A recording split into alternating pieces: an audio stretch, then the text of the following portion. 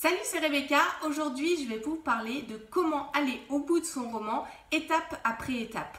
Alors, quand on commence à réfléchir à un futur roman, quand on commence à vouloir écrire une histoire, il y a toujours une part un petit peu instinctive. Il y a toujours une part d'imagination très spontanée qui vient immédiatement. Je ne sais pas comment vous procédez, mais moi, quand j'ai une idée d'histoire qui arrive comme ça, il y a des images qui me viennent directement, des scènes clés que j'ai tout de suite envie d'écrire et j'aimerais, quelle que soit la situation où je me trouve, j'aimerais arriver à avoir un morceau de papier et puis avoir le temps à ce moment-là d'écrire et d'écrire ces scènes. C'est parfois même juste des morceaux de scènes, des petits dialogues comme ça qui arrivent directement dans l'esprit et qui viennent nous marquer, nous donner envie de nous lancer dans cette histoire. Parfois, c'est même on a envie d'écrire une histoire juste parce qu'il y a une image clé qui arrive dans notre esprit. Ça a été mon cas une fois, j'avais envie d'écrire une histoire autour d'un château qui se situerait en Écosse au bord de la mer, au bord de falaises qui surplombent la mer dans un climat un peu gris et tout. Voilà, j'avais cette image dans la tête et j'ai construit une histoire autour de ça.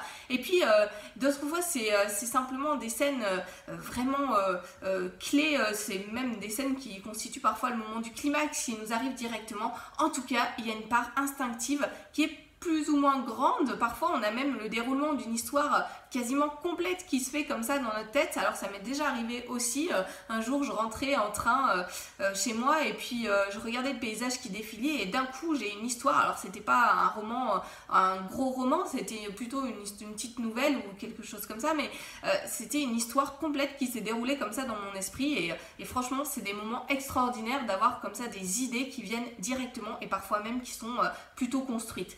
Et puis, à côté de cette part un petit peu instinctive, si on veut arriver au bout de son roman, si on veut avoir assez d'idées pour construire une histoire complète, eh bien, il faut se poser un petit peu plus, de façon un petit peu plus formelle, on va dire, un peu plus construite. Il faut se poser devant sa feuille de papier, il faut se poser devant son ordinateur, enfin, je ne sais pas quel est le support que vous utilisez, et il faut commencer à réfléchir à comment on va construire cette histoire-là. Parce qu'une histoire, c'est pas simplement une succession de scènes comme ça, une succession de pensées qui nous viennent et qu'on met par écrit. Il y a une part de ça, mais si on veut convaincre le lecteur, si on veut avoir quelque chose de vraiment dynamique, il faut réfléchir à comment est-ce qu'on va organiser ces idées qu'on a dans notre tête, comment on va les développer, comment est-ce qu'on va aller plus loin parfois même que ces idées premières qui nous arrivent parce qu'on veut trouver des choses plus profondes, plus surprenantes, parce qu'il y aura des liens qui se feront aussi entre différentes idées. En tout cas, il y a un moment où il faut se poser et réfléchir plus particulièrement à toutes ces scènes qui nous arrivent et à la façon dont on va construire une histoire pour qu'elle soit vraiment pertinente, pour qu'il y ait une progression dans la tension dramatique entre le début et la fin. Je sais pas vous, mais moi il y a aussi quelque chose qui m'arrive très très souvent quand je lis.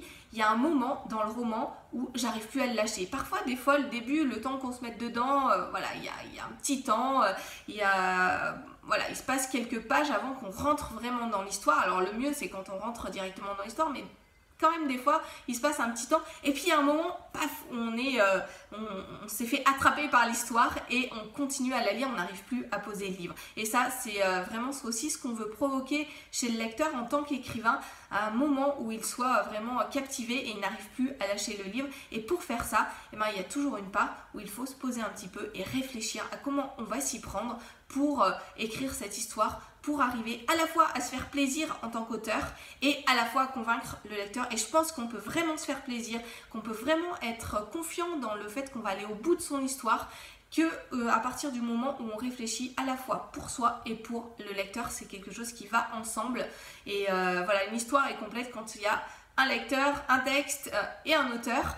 Et voilà. Et pour aller au bout de votre roman, du coup, il faut que vous arriviez à la fois à gérer cette part instinctive et à la laisser s'exprimer et à la fois à vous poser pour réfléchir de façon un petit peu plus approfondie. Et dans un roman, il y a notamment 5 scènes clés qui vont vous permettre d'avoir une structure de base sur laquelle construire votre histoire. Alors l'histoire de votre personnage principal aussi, de votre héros ou de vos héros. Il y a 5 scènes qui sont vraiment importantes et qui permettent de structurer un petit peu votre pensée, qui permettent, quand vous vous posez la question, tiens, qu'est-ce que je vais faire ensuite?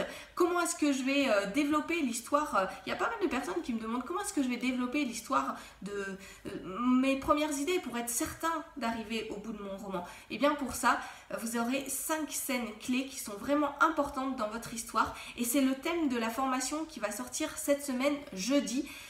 Construire l'histoire de votre héros autour de ces 5 scènes clés pour organiser vos idées, pas du tout pour vous enfermer dans un cadre, mais au contraire pour que vous ayez un cadre sur lequel vous appuyez pour décupler votre imagination, pour décupler vos capacités, pour qu'il y ait cette véritable progression dramatique dans votre histoire, pour amener votre lecteur du début à la fin en le captivant tout le long et en vous faisant plaisir aussi, en organisant vos idées, en mêlant à la fois cette part instinctive et à la fois cette part de travail un petit peu plus formel, un peu plus au niveau de l'organisation de votre roman. Alors on va voir ensemble quelles sont ces 5 scènes clés, comment est-ce que vous pouvez construire l'histoire de votre personnage principal pour captiver votre lecteur.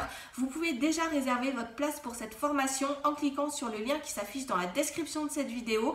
Elle est à tarif préférentiel aujourd'hui, contrairement au prix que devront payer les clients ordinaires. Si vous y allez directement, elle est vraiment à bas prix, donc allez-y sans attendre parce que ce prix augmente tous les jours.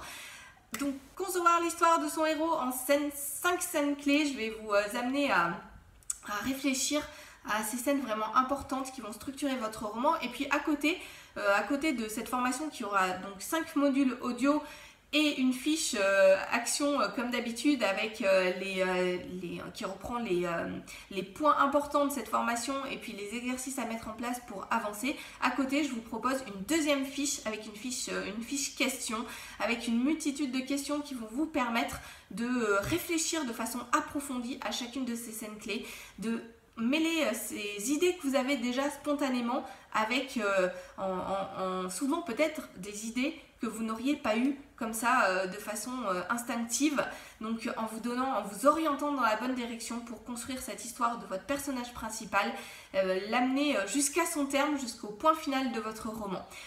Vous pouvez réserver votre place dès à présent en cliquant sur le lien qui s'affiche dans la description de cette vidéo et puis je vous retrouve demain pour d'autres conseils.